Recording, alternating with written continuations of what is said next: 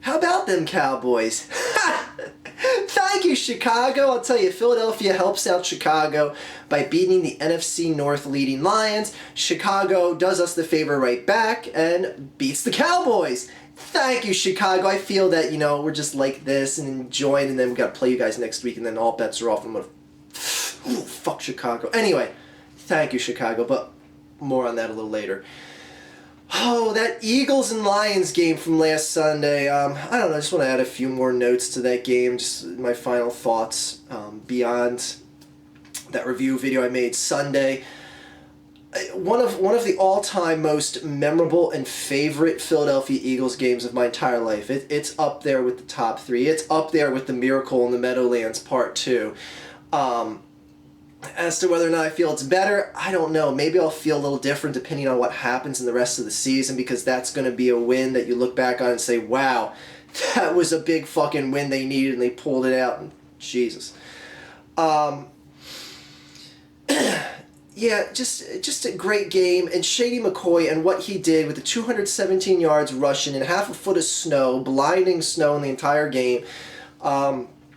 Stafford being shut down and having a case of the fumbleitis the entire game, and the deer in the headlights when that ball got hiked to him and then he didn't fall on it and then tried to grab and pitch the ball to the Eagles line. Anyway, just a great fucking win. Just so fucking wowed by Shady this year. That's the one thing, and you guys can go back to that preseason video I made. I said the one thing that is absolutely going to be hands down different on this team compared to when Andy Reid was in charge is Shady McCoy is going to go fucking nuts. I said if you had a chance to draft him in a fantasy draft, pick him up. The guy is going to go beast mode all year. You guys have followed my advice? You're welcome. Anyway, enough about that game, because we got the Minnesota Vikings, the Archfiends' third most hated team in football history. And since, frankly, there's really not much to talk about in this game, and let's be realistic, the Eagles should win this game. And it's not saying that, we should just take this game lightly. I mean, the Vikings are playing competitive with a lot of good teams. Just look at what happened in Baltimore last week. That could have been either win game, with the score going back and forth, 4 touchdowns, I think it was, like in the last minute and 30 seconds. Just fucking insanity. Anyway, I don't think it's going to be a gimme game, but you got to be nuts if you think Philadelphia isn't the clear favorite to win this game. So that being said, I just want to take a moment to go into, just for rivalry's sakes here, of why I hate the Minnesota Vikings more than a team in the NFC East. I actually hate the Redskins less than I hate the Minnesota Vikings. All right? In case you don't know, excuse me, the order of teams I hate are the Dallas Cowboys, the New York Giants, the Minnesota Vikings, and the Washington Redskins. The reason why I hate the Vikings so much is because of something called the Great Train Robbery, and I've mentioned this before, and I'll give a brief little summary of this. This was Minnesota's bright idea to mastermind a trade with Jerry Jones and the Dallas Cowboys that got Herschel Walker, the running back from the Dallas Cowboys, traded to the Minnesota Vikings for a shitload of NFL draft picks. The first draft pick that Dallas used from the picks they got from Minnesota was they drafted a guy, what was his name? He was a running back. I don't know if he went on to do much of anything. The guy Emmitt Smith? Yeah, they got him. And to make a long story short, they got 2 other repeating Pro Bowlers out of the draft picks they got from Minnesota, and basically just had such a clear path to winning the 3 NFL Super Bowl championships they won in the 1990s. It was pretty much Minnesota just handing Super Bowls to the Dallas Cowboys, because let's be realistic, Dallas, you probably wouldn't have won those 3 Super Bowls if you didn't get those fucking beautiful cherries from the Minnesota Vikings in those draft picks. Those tasty, delicious cherries that just fucking ran rampant all over teams. Anyway, I hate Minnesota for that. I hate them forever. That trade was actually known as the Great Train Robbery, and it also made Jerry Jones look like he's some genius GM. because he happened to be at the right place at the right time when the dumbest fucking trade in NFL history went down. And Jerry, what have you done since? What have you done when another team isn't just basically handing a boatload of talent to you? Anyways, Jerry Jones, I've never given him credit as a GM and an owner because I think he's terrible. I think he's terrible, but you know what? He's not my team, so I hope he remains the GM and owner of the Dallas Cowboys. Just year after year of mediocrity. Need another great train robbery, Jerry Jones, but guess what? It's not out there. So, Minnesota, fuck you. I hate this team. I hate this team when fucking, what was his name? His last name was Webb, the quarterback. I don't think he played another game. Fucking Philadelphia had a game delayed because of snow that Governor Rendell at the time said was the wussification of America, that the NFL delayed this game to a Tuesday night football game. Joe Webb, that's what his name was, the quarterback of the Vikings. I think he was like their third or fourth string quarterback. It was like week 16, I want to say. And the Eagles and Michael Vick was having his just stellar year that was back in 2010. And Joe Webb comes in to the link and fucking destroys the Eagles. And I'm like, what the fuck is going on here? Anyways, that just goes to show you, never take Minnesota for granted, because we took them for granted in 2010. I might sound like I'm taking them for granted again here. But frankly, if there's no Adrian Peterson, where it's looking like it's no Adrian Peterson here, what the fuck is Matt Cassel going to do? He's going to have so much pressure on. The Eagles aren't going to have to respect the run. And even though this secondary is pretty easy to throw on in Philly, just the fuck is Matt Cassel going to do? Anyway, I know, it may just sound too arrogant and I may be getting just way ahead of everything here, but I see the Eagles winning this game easily, and frankly, there's not even much to talk about this. And one other news and note: the Philadelphia Eagles are going to be on the cover of the next Sports Illustrated. If you told me the Philadelphia Eagles were going to lose their starting quarterback, have a first-year coach, and by week 15 be leading the NFC East and be on the cover of Sports Illustrated, I'd be like, you are fucking insane. But it happened. It happened. The Eagles are leading the NFC East with 3 games to go. And,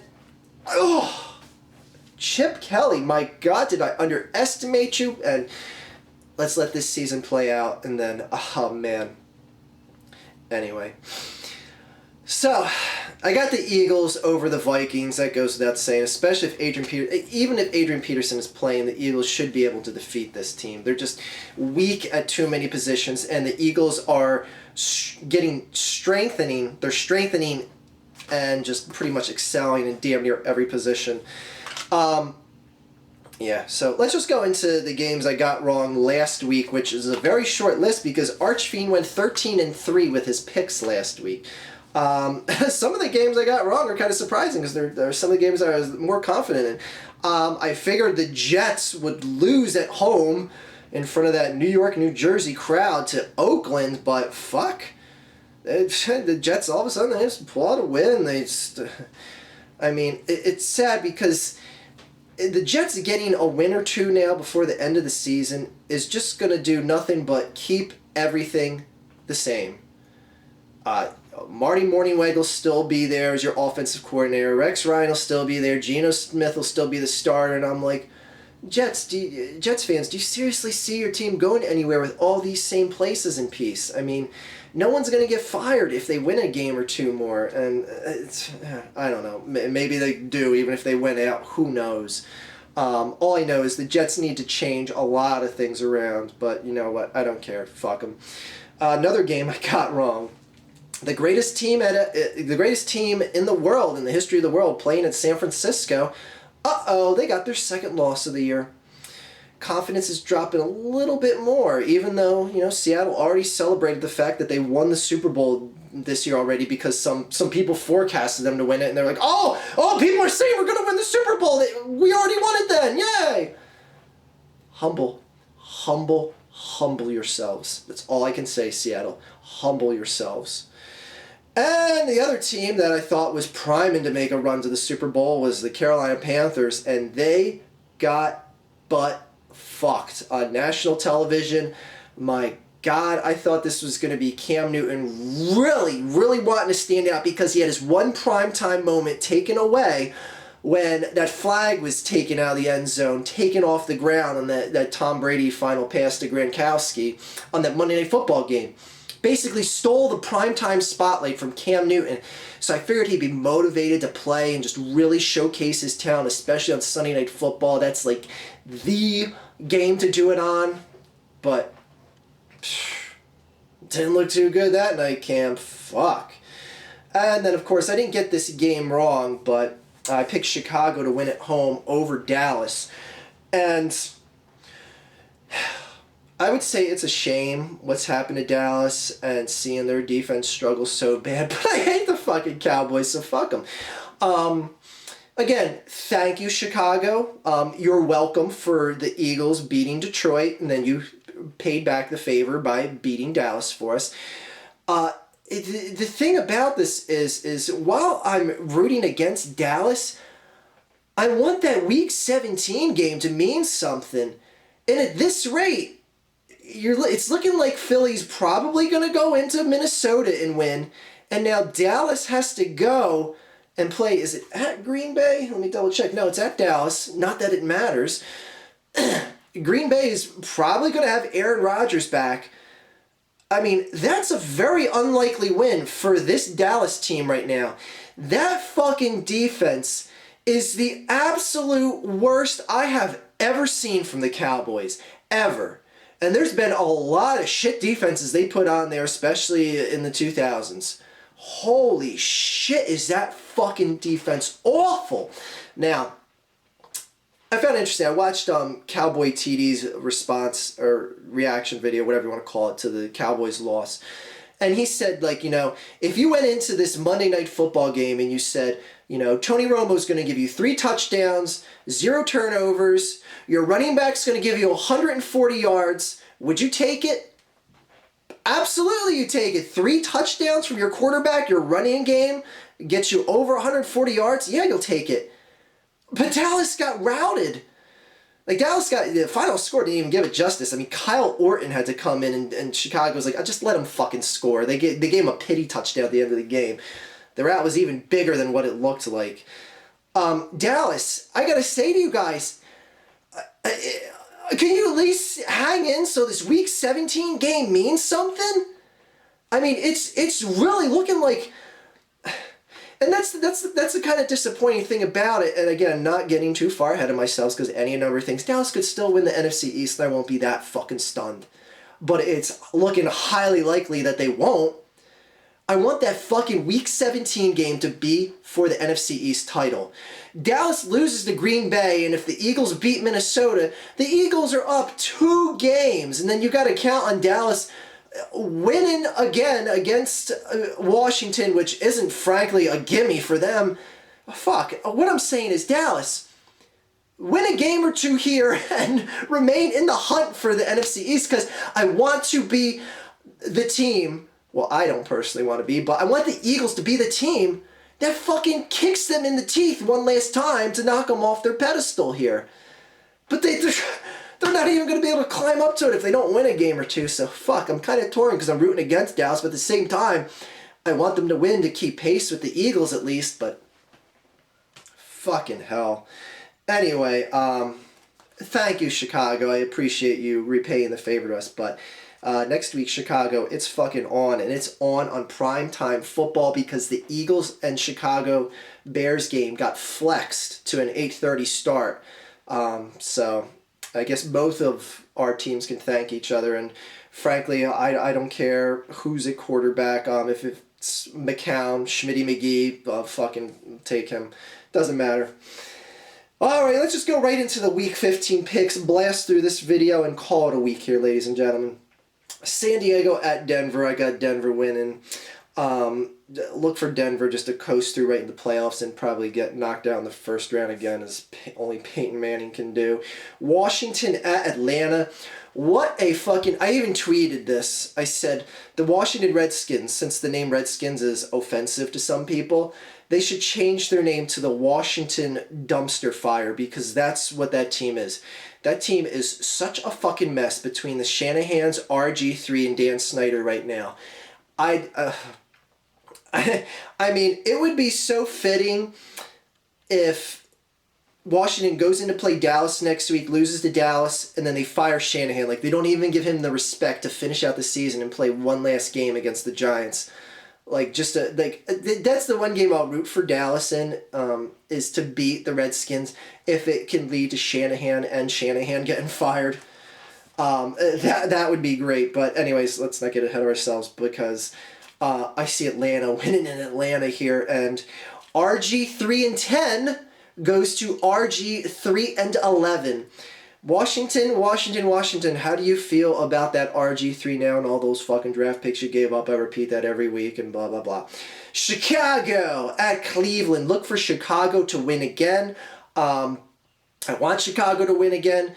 Again, going into that logic, I went in with the Detroit and the St. Louis and the Cardinals game between the Eagles and the Cardinals and the Lions, in that I want teams to have more impressive records, have more impressive wins, etc., going into an Eagles game, because the Eagles need to earn respect. And people keep harping on a number of things, and I'll be straight up with you. The Eagles are getting very lucky with a lot of circumstances. A lot of balls that aren't picked, a lot of opponents they face at prime times, at specific times, like facing Green Bay right after they lost Aaron Rodgers, going in to face Minnesota after they lost Adrian Peterson, facing the Lions in a game where kicking isn't a factor and Stafford's fumbling the ball 7 times because of the snow and cold. Like, there's a lot of things, and again, saying, like, the weather was a factor in the Detroit game that favored us is ridiculous, because Philadelphia had to play in the same fucking conditions, so the people bringing that up are pretty dumb. But Chicago, I want you to win. I want you to go into that Eagles game impressive. I want you guys to be as hyped as the Eagles are right now. The Eagles are riding a 5-game win streak, and frankly, not too many people want to face the Eagles right now. And a lot of people want to face the Eagles saying, they're just a lucky team. All you got to do is play good football and you'll beat them. Well, good. Chicago is playing good football, and I want to play a good team, and I want to see the Eagles beat a good team. So do your part and win this week, Chicago. Beat those Cleveland Brownies. Houston at Indianapolis. Call me crazy, but I see Houston pulling the upset in this one. Indianapolis has got the division wrapped up. I mean, they're not going to be contending for a bye or anything like that. I think they might even be eliminated from the bye, I'm pretty sure. But, because Kansas City lost a few games now. But anyway, I don't know. I don't see Indianapolis putting up a solid effort in this game, even at home. New England at Miami. Call me crazy. I told you guys that Miami was a better team than Pittsburgh, and they were going to win in Pittsburgh last week. Cha-ching, got that right. Guess what? I think Miami is going to pull the upset at home, and one of the main reasons why is this team without Gronkowski. If you want to talk about lucky teams and teams that barely scraped by, New England was having a lot of struggling wins. They really didn't look convincing in their wins. Spare a win or two before Gronkowski was back in the lineup. And the team is completely different. I mean, a team shouldn't be decimated by losing a tight end, but New England is, especially when Brady has him as his go-to target. He's the hands down, arguably, if someone can give me a better example other than Tony Gonzalez in his prime, the best fucking red zone threat in the game right now. And tore his ACL and MCL, and my God, his career may be fucked fatally from that.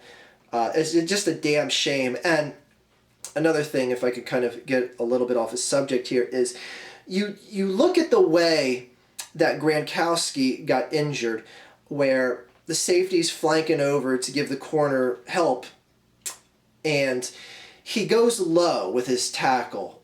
Obviously, you hope he's not deliberately targeting his knees, but with the way the game is now, You used to see safeties come over, like Brian Dawkins come over flying and, club someone in the fucking head or stick the shoulder right in the guy's mouth, and it was a legal hit. But now the game is nothing above the shoulders. You can't even come close, and you found it out that Drew Brees hit in that San Francisco game a couple weeks ago. Can't even come close to a guy's head when he has the ball. And Gronkowski's career might be injured because safety decided that, I got to go low on this guy because I can't go to the head. And who knows, if that rule wasn't there, he might have tried to hit Gronkowski in the chest and potentially maybe kind of hit his head, but it would have been a legal play a few years ago. But anyways, it's just a little qualm I have about the rules changing in the game. And it's a damn shame to see someone like him potentially have his career severely stricken from someone giving a low hit. And funny enough, because when you see New England get the touchdown before they kick the onside kick, I think it was the same safety that laid down the hit in the end zone to knock the ball free, and he was charged with an illegal hit in the end zone because he went too high on him and caught him in the head a little bit. So there you go. Anyway, I hate some of these rules, but it is what it is. But I see Miami winning because, frankly, I think Miami's just playing better ball right now, and they're a team that can compete with good teams. But I see them pulling out somewhat of an upset here, even though it's at Miami. Philadelphia at Minnesota. Again, Philadelphia winning. Seattle, a.k.a. the greatest team on earth that has 2 losses already, playing the New York Football Giants. Look for Seattle to win that game. 49ers at Tampa Bay. Look for 49ers to win that game. Buffalo at Jacksonville. Did you know that Jacksonville Jaguars have the longest winning streak in the AFC right now? They're going to add one to it because they're going to beat Buffalo. Kansas City at Oakland. Fuck you, Oakland, for losing to the Jets last week, and fuck you for losing the week before to the Cowboys, simply because your defensive strategy totally shifted in the end of the second quarter. You went from man coverage to a zone coverage for no fucking reason, because your man coverage is working against Dallas, and you just shifted up out of the clear blue for no fucking reason. Kansas City's going to kick your fucking ass, just like they fucked up the Redskins this week. Jets at Carolina. Look for the Carolina to win. Look for the Panthers to win. And the Jets to suck. Green Bay at Dallas. Anyone can move the ball on this Dallas defense right now. I mean, it's a damn shame because, even after the game, I was like, Tony Romo lost another crucial December game. But then when you look at things more analytically, you're like, Tony Romo didn't really have too much to do. Granted, he didn't necessarily help their chances of winning, but when Tony Romo can't even get on the field, in fact, I don't even fucking remember. I'm trying to think. I was going to say that there wasn't even any fucking punts in the game, other than Dallas. I don't remember the Bears punting one single fucking time. But anyway, I think it doesn't even matter. It doesn't even matter if it's Tolzien or any. I don't care if Brett Favre comes out of retirement and starts quarterbacking again. He's going to beat the fucking Cowboys in Dallas right now. Plus, Green Bay has a good running game, and they're going to just run up the gut. And Sean Lee just fucking tissue paper man, just getting injury upon injury. He's so beat up, and I don't even know if he's listed to start. Not that it fucking matters. He's not even going to make it past halftime at this point if he does start. Look for Green Bay to win in Dallas, but I don't know. I'm kind of hoping Dallas wins, but you know what? Fuck the Cowboys at the end of the day. Arizona at Tennessee. Look for Arizona to win. New Orleans at the St. Louis Rams. Call me crazy, but I think this game is going to be tight. But I see New Orleans pulling it out. Cincinnati at Pittsburgh. I have another feeling this game is going to be tight. And I just feel Pittsburgh has a win or two at home left in them, and I think they're going to pull a shocking upset over the division-leading Cincinnati Bengals. So look for Pittsburgh to win at home. Baltimore at Detroit, another game that I feel is going to be tight. I think it's just a bad matchup between an AFC, NFC team. But Baltimore, for how many times they got kicked in the nuts against the Vikings last week, like, so many teams would have folded up the tent and just said, fuck, we just got beat on this day. They just fought back. They just fought back so many ways, so many times, and I don't know. I see Baltimore winning. So, Baltimore wins at Detroit, and one more final note about the almost Steel City miracle. Don't you kind of find it like it's kind of like karma-esque, or just not necessarily payback, but when Tomlin stepped on the field in the Baltimore game, that Pittsburgh has the chance to pull one of the most miracle upsets, like the band proverbially running on the field, or figuratively running on the field, and I forget who it was in Pittsburgh that was running the ball because it passed the ball around to 6 different guys in that play. And he steps out of bounds just that much, kind of like when Tomlin was stepping in front of Jacoby Jones. I think that is so fitting that Pittsburgh got a little dose of hypothetical karma by losing a game with no time left on the clock. Fuck the Steelers. So, there we have it. There's our picks, our predictions, and Eagles. Should be an easy win against the Minnesota Vikings. But again, Joe Webb, 2010, I was like, who the fuck is this guy? And I don't even think Joe Webb's quarterbacked a game since he came into the Link and beat Michael Vick in his greatest year ever. Fuck. Anyway, not to take it for granted, but the Eagles should win. Hopefully it's a competitive game to make it interesting to watch. But no Adrian Peterson there, which it's looking like it's going to be. I doubt it's going to be that competitive at all, but I don't know. We'll see. Again, Joe Webb. Don't forget the name, Joe Webb, Philadelphia. Have a great day, everyone. Fuck the Minnesota Vikings for the great train robbery. Fuck the Redskins for being a big pile of flaming garbage dumpsters. Fuck the Giants for being completely irrelevant. And let's go, Eagles. That is all. I'm just kidding. You know I'm going to say, fuck the Cowboys. Fuck the fucking Cowboys. Fucking win. Win. Win. Meet us at week 17, motherfuckers. We're going to be waiting. Have a good day, everyone.